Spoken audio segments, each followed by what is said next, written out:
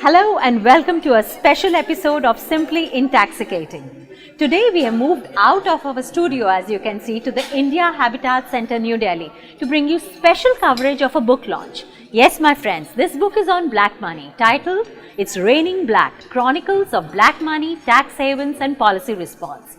Authored by Mr. Shailendra Kumar, Founder Editor, Tax India Online, and published by Lexis Nexis. The book is available in Hindi and in English. The book launch is also the reason why you do not see your usual anchor of this show. But first, let me tell you something about the book. It is not an ordinary book, commissioned, written and published like instant coffee within a year. The roots of this book were sowed 7 years ago when Mr. Shailendra Kumar, a true-blood journalist and patriot at heart, fell in love with the subject of black money. Led by innate curiosity and a strong nose for news, he investigated every aspect of black money from his generation through various businesses like liquor, gold, real estate and betting to its impact and legislation. The book traces the origin of black money to Kautilya's Artha Shastra because since time immemorial, whenever taxes were levied, tax evaders were born. With hundreds of years of practice, these people evolved ingenious ways to evade taxes.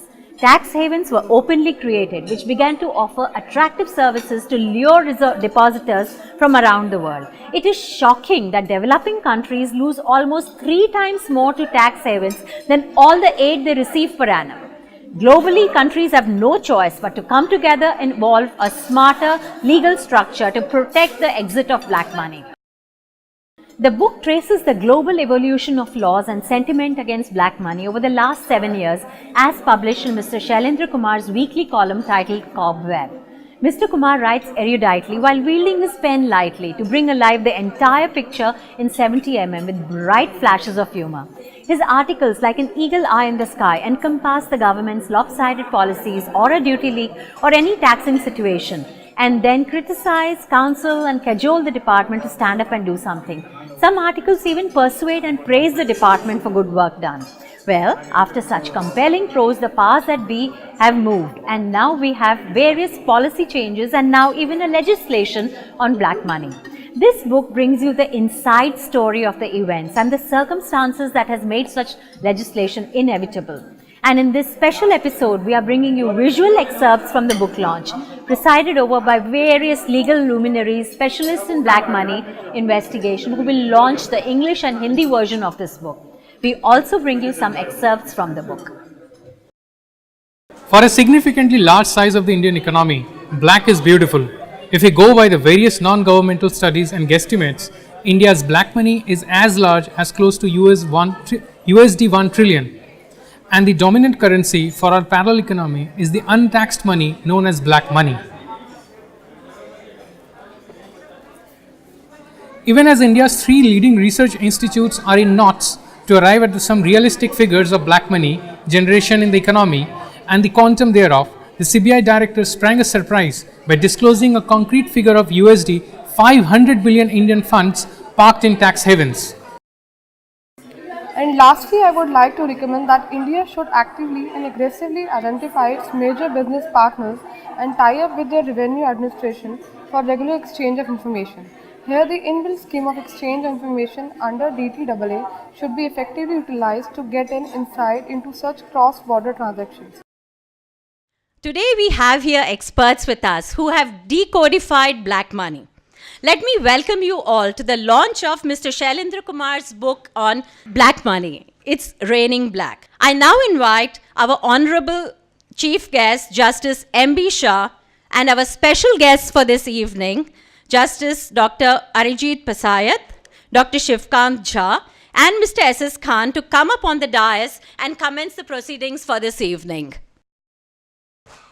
May I now request Mr. Shailendra Kumar to hand over a copy of the English version of the book to Justice Mr. M B Shah. and Mr. Shirish Chandra to hand over the Hindi version of the book to Justice Arijit Pasayat.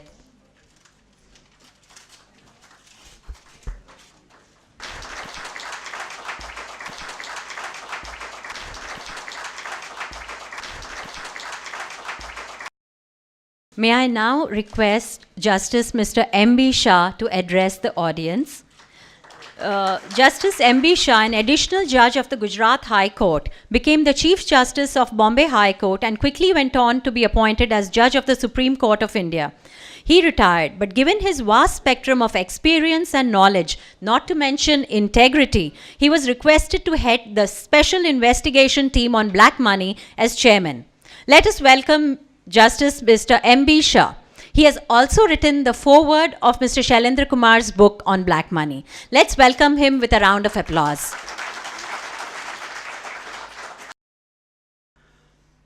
The author of this book has specifically mentioned that it is known as Nazrana. It is not only Nazrana, but he has stated that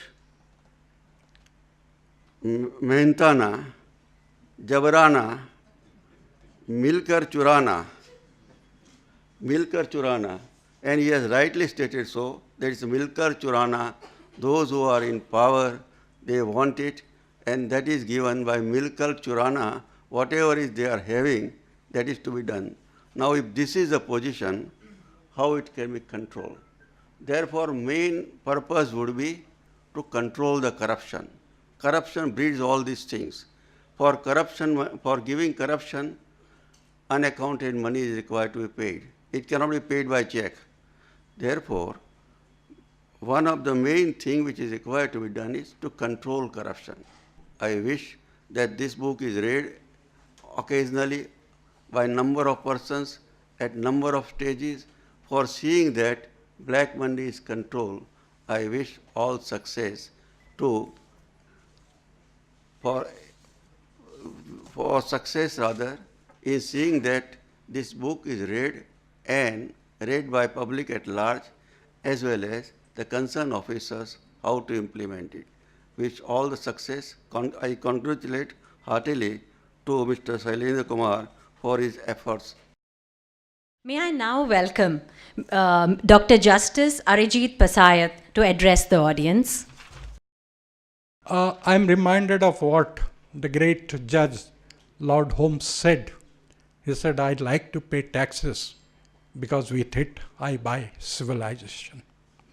But at the same time, a person who doesn't pay taxes is not only not buying civilization, he's destroying civilization. He's destroying civilization because if he would have paid his legitimate taxes, the society would have been benefited to a larger extent. Now somebody would say, oh, he has only generated black money of 1 lakh of rupees. Now if those little drops of 1 lakh are added up, it assumes the great figure that everybody is doubting, lowest being 14,000 crores and the highest being 4,75,000 crores. Now how do we get over it? By enacting laws?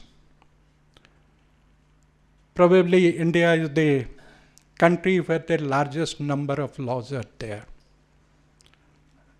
An American judge had said that every time a man goes to jail, notwithstanding the plenitude of laws, society accepts that it is defeated. Today, every person, every individual corporate entity generates black money, society accepts that there is one more evil person trying to pollute the beautiful atmosphere of governance. Now, how do you then coordinate or synthesize these aspects? I can only tell you one thing. Arguments were made before us in these courts that the tax officials are harassing us. So I had said in one judgment that you expect the tax officials to be watchdogs, not bloodhounds. But people are now saying that if you unleash the black money law on us, there will be no more watchdogs of revenue, there will be only bloodhounds of revenue. Well, their actions may be bad, but the statute is not bad. The action may be bad, but the section is not bad. That's how one must look at it. Friends, my request to each one of you, please read this book written by Shailendra. You may agree with his views, you may disagree with his views, but please, for heaven's sake, don't do the risk of ignoring what he has said. He has given enough material, and Justice Shah said that people here should read it. I am very sure people who have black money, they will read it. People who are thinking of generating black money, they will read it. These two categories will read it to find out what is waiting for them if they don't voluntarily disclose. And this will be also read by those who would like to know how to catch them and get the taxes from them. May I now invite our special guest, Mr. Kant Jha, to address the audience. Friends, when I had joined the department in 1964, the voluntary disclosure scheme had been launched. And again, the black money was the most important problem. So that was in 1964, perhaps 25th of June. And now, after 16th year of my retirement, I find the same problem is staring, same black money, same conundrum, same end of the road, or same driven to the wall. After the Second World War, two things happened. One, international political planning through UNO, and the other was the international corporate planning through IMF, World Bank, and later on the WTO. More or less in the same period, both the things developed. And one thing is remarkable, that the WTO was never made an affiliate of the UN system, which it was originally considered to have. So, at that time also, one thing very important happened in the world, the technological development and the exploration of the potentialities of these tiny dots on the earth. We call now the atolls or tax havens or whatever it may be. The entire Caribbean is dotted with that, the North Sea and the Pacific. So the rich investors of USA and the MNCs thought, why not make them the sovereign countries? And then three concepts they utilized. One was the concept of sovereignty, and the other was concept of incorporation, and third was the concept of residency. So with these three concepts, they built up all these tax havens, whether it is offshore or in certain countries, even on the mainland. So what they do, they have the corporate structuring. Some company of Britain holding a subsidiary in Netherlands, and that holding a subsidiary in Virgin Islands, and that holding its own unit in Cayman Island. And not only that, in the Caribbean there are more than 700 islands and atolls, and each one can be a center where they can set up the front companies. Our next speaker is Mr. S.S. Khan. At the outset, let me compliment Mr. Shailendra Kumar ji for bringing out this book. This is really a very comprehensive book. He has looked at the problem from many sides, and it's really a compendium. It was probably in 2012 when this report of Global Financial Integrity, GFI, regarding illicit flow of funds from India came in public domain, which estimated those flows at something like $462 billion US. And the sheer number, the staggering number of $462 billion was something which captured public imagination in this country, and the subject of black money has since not gone away from public discourse. Two very broad areas of generation of black money are completely untouched. One is the funding of political parties.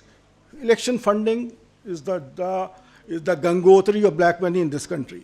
Other is real estate. I mean, we are hearing a lot of on GST coming into force and addressing the issue of cascading of tax, etc., etc. But stamp duties are outside GST. And if stamp duties remain outside GST, the generation of black money on real estate side remains in place. I believe we have in our audience an important guest, and I would not like to miss this opportunity to invite Mr. Sumit Dutt Majumder, former Chairman, CBEC, Central Board of Excise and Customs, to address a few words. After all, a significant component of black money comes from illicit trade and mispricing. All taxes evaded ultimately becomes black money. So we have evasion of excise duty, either by surreptitious removal of goods or by taking credit by fake invoices, fake invoices, service taxes collected from the clients but not paid to the department by the service tax providers.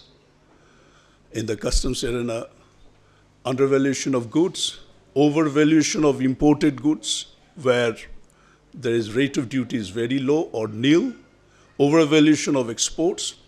Now, please keep it in mind, the tax that he is avoiding, these indirect taxes, ultimately while costing the goods, that tax element is there. So by evading the tax, it's not that the price of the goods is coming down. So that thing, while he's charging the same from the consumers, indirect tax, that's why it is indirect tax, but he pockets that, and that money is the black money. So that's why I said that the department where I belonged some time back, that they have a tangential role in dealing with the black money. So what's the way forward? To my mind, there's no other way but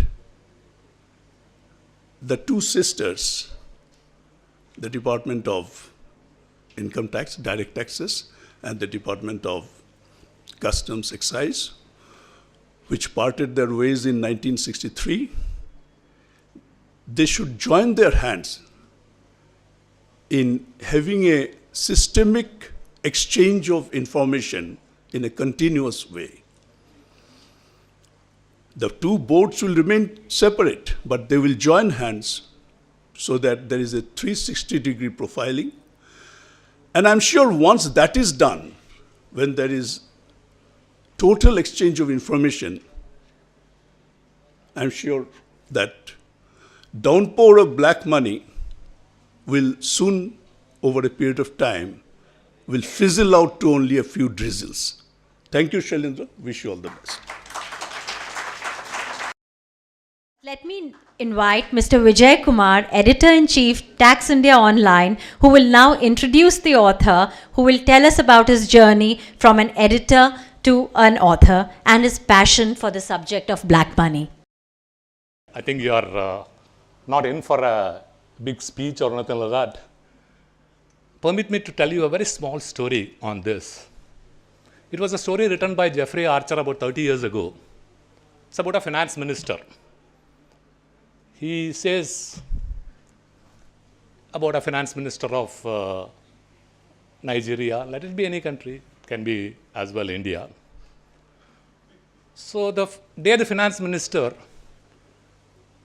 takes office, he makes a glorious speech in Parliament, I'm going to get every black money fellow. Every rupee stashed abroad is going to be brought back. I want the black marketeers. I want the corrupt. Everyone is going to be hit. I'm in business. Well, this emotional, passionate speech of the finance minister did not get a one-column coverage in any newspaper. You know why? For the last 30, 25 years, all the finance ministers have been saying the same thing. So if NDTV reports, finance minister says black money is going to be brought back, what's new? I've been hearing it last year, before last year, last decade. So it was not covered in any newspaper. But this finance minister was not a fellow to keep quiet. He meant business, he said. So he started making big news. Finance minister landed up in Switzerland. He called up the chairman of a major bank which stashes this kind of money. He said, I am the finance minister from this country, I would like to meet you. The chairman said, okay, fine, come at 12 o'clock. So this fellow landed up in the bank at 11:45, a rare thing to happen with politicians. They never keep up their appointments, no? But here he was on a different mission. So he went and he was received by the chairman and his son. They went into the room.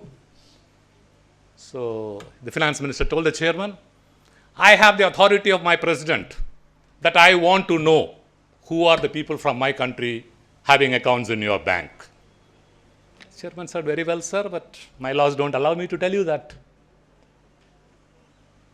I will give you a bargain. From this day, all my foreign transactions of my country will be through your bank. I said, fine, sir, thank you for your confidence, but no names of account holders, sir. I'm going to close down your embassy in my country. The chairman said, fine, sir, that's a political decision, not for me, but no names. I said, what are you talking? Tomorrow I'm going to hold a press conference in London, and I'm going to tell the world that this bank is not cooperating with me in finding out the corrupt and bad people of my country who have stashed money in your bank. The chairman said, your wish, sir, I can't help it. Your bank is going to lose business. People all over the world will know that your bank is being investigated. All the black money in your bank will go to some other bank. Fine, sir, but my laws don't allow me to tell you the names. The fellow said, you are incorrigible. Then he coolly sat down, opened his briefcase. The chairman stared on the briefcase. There were about $10 million inside that. The finance minister asked, how do I go about opening an account in your bank? I hope Shailendra's book doesn't encourage any finance minister to fly to Switzerland or some of the islands, exotic islands that Aasha has mentioned. Thank you, ladies and gentlemen, for being with us. And I'm very proud of my colleague who has chronicled such important economic events in this country. Now the man of the moment. Let us all have a resounding applause for Mr. Shailendra Kumar, Founder Editor, Tax India Online. Taxes, as all of us know, that is a price which we pay for a civilized society. But what is happening today? That have we become so much civilized that we have started generating mountains of cash? What is the role of that cash in our life? Ultimately, there are different dimensions of it, where I find that the black money perhaps is one of the few rarest phenomena in this world where it is cause as well as the effect. It's a different kind of doctrine of cause and effect relationship. I would like to suggest quickly only two important decisions. One is that maybe the government of India should focus, or maybe the SIT, Hon'ble Judges, will perhaps consider it, that identify 5-6 important sectors which contribute richly to black money ocean in which we are swimming today. For instance, real estate, of course, as rightly said, real estate is a very vital sector for us, for the Indian economy. It contributes about 11% of the GDP. It gives huge amount of employment. It needs to be little more structured, little more organized. We have to make it a little more professional, because ultimately we get our houses, shelters from them. So we cannot really, attack them from all the sides, because their objective, their existence, the purpose of existence is noble. But we need to make them or enable them to corporatize themselves, become a little more transparent. Similarly, pharma sector is a big sector. All of us get affected by fake medicines. It's a huge sector. As per various studies by Interpol, by WHO, a lot of fake medicines. Pharma sector is hugely contributing to this black money generation. Then we have liquor, of course. It's a very well-known century-old villain.